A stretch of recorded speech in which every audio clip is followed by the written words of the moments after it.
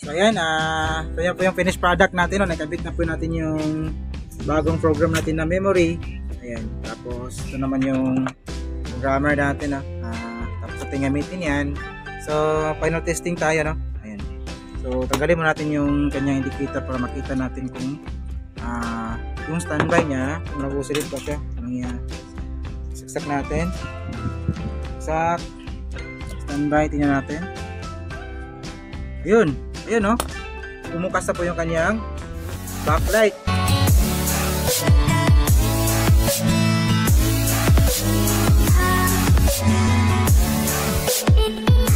Yan, so magandang araw sa inyo lahat mga ka-tekno, and welcome back sa ating channel. So may gagawin tayo ngayon, bali trial and error to.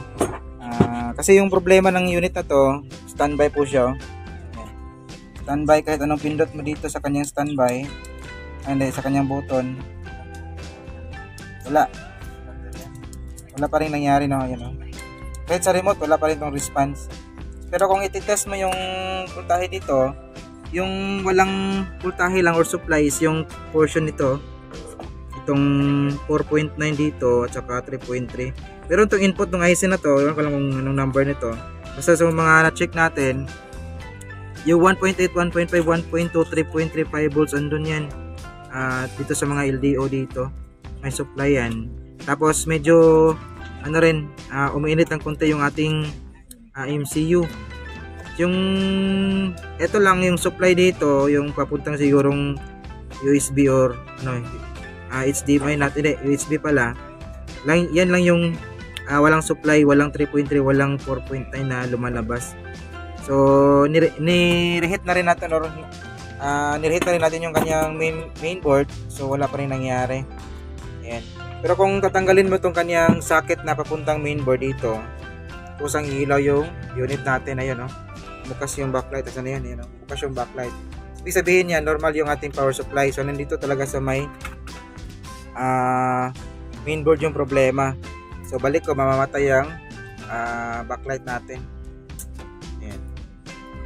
Ayan, patay din yung backlight natin. So gagawin natin, meron tayong spare dito, ayan, ayan, pareha po sila ng board. Ayan, kung titingnan mo sila, ayan. So pareho yung forma, pero different model to. Same brand pero different po ng model. So pero kung titingnan mo siya, ayan, walang pinagkaiba doon sa kanyang board.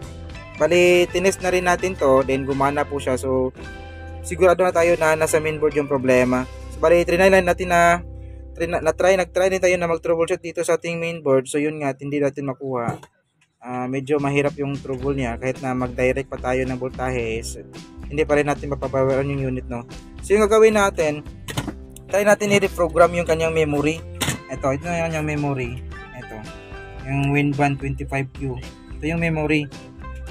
Try natin na isi-save natin yung memory dito. Kukunin natin yung memory, yung data ng memory natin dito, tapos ililipat natin sa may memory ng ating original na unit.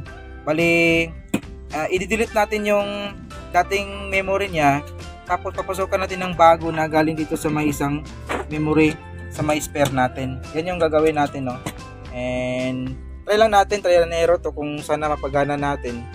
Kasi yun lang yung last option natin, para hindi siya mapalitan ng bagong mainboard, kasi medyo mahal din yung gagastusin kung mapalitan ng buong mainboard, Gagawa natin ng paraan para makatipid yung may-ari. So yun lang, at continue natin yung video natin kapag nagawa na natin yung execution natin ng mga plano natin. Ito, continue na po tayo, Ayan, bali nakuha na po natin yung kanyang memory ng ating original unit. Sige nyo. Then ito na po yung memory natin, Ayan. Then sinave muna natin yung kanyang dating memory, nilagyan natin ng not sure pin para kung sakaling magkamali tayo, may balik pa natin, So kinuha na rin natin yung memory ng ating spare dito. Nakasave na po natin yan, nakasave na po natin yung memory dito. And then ngayon, ni-erase na po natin, matapos nating ma-save yung original na files nito, in-erase na po natin. So matapos nating ma-erase or ma-clear yung memory dito sa may sa may memory natin, ma-clear natin yung kanyang files dito sa may memory, ayun o, ni-read natin. So empty na po yung memory natin, ayun o. Empty na po siya. So ready na po siya for programming or lagyan ng bagong files or ibang files. Ayan. So punta tayo dito sa may eto, open natin. Ayan. Para makita natin yung mga na-save nating memory. So na yun. Ayan. So punta tayo, hanapin natin yung Samsung na ito yung na-save natin eh. Ayan o. Kita nyo ba? Meron tayong nilagay dyan. Kita nyo ba? Ayan o. Not sure bin. Yan yung original. Tapos ito naman yung papalit nating memory ito. Yung H. Tapos ito yung original din na bali dalawang sinave natin para hindi tayo mahirapan kung sakaling magkaiba yung model. Pero itong G, ayan. Tapos itong H, kasya lang po yan. Kasi nilagay natin yung kanyang memory. Ay hindi, yung mainboard dun sa unit is normal naman, okay naman yung display, no? So ito yung ilalagay natin, itong H. Kasi ito yung original. So open natin yan. So nakaka-open na siya. Ito yung kanyang memory. Program na po natin yan. Ayan. Yan, program. So enter lang natin. Ayan. Ayan, running na po yung program natin na yun. Ayan. So antayin na po natin siya maging 100%. Tapos i-read natin kung talagang naipasok na ba yung program niya. Tapos i-verify pag same chip po yung BAP niya. So pwede natin tanggalin yan. Ikabit na natin dito sa may board natin. Tapos testing na tayo. So ayan, ito yan po yung finished product natin. Nakabit na po natin yung bagong program natin na memory. Ayan. Tapos ito naman yung programmer natin. Tapos ating gamitin yan. So final testing tayo, no? Ayan. So tanggalin mo natin yung kanyang indicator para makita natin kung yung standby niya, kung nag-usilit pa siya. Saksak natin. Sak. Standby, tingnan natin. Ayun. Ayun, no? Pumukas na po yung kanyang backlight. Ayun, no? Wait, yung backlight niya. Pumukas yung backlight, tapos yung standby niya, wala na siyang standby kasi automatic nagpapower na siya ng pusa. So ito yung yung Samsung nakasave sa kanyang memory. So doon sa kanyang files, dinasave ng memory na automatic on siya. So tingnan natin kung meron bang display lang. Yun, meron na siyang display. So wala po siyang startups or tone sounds.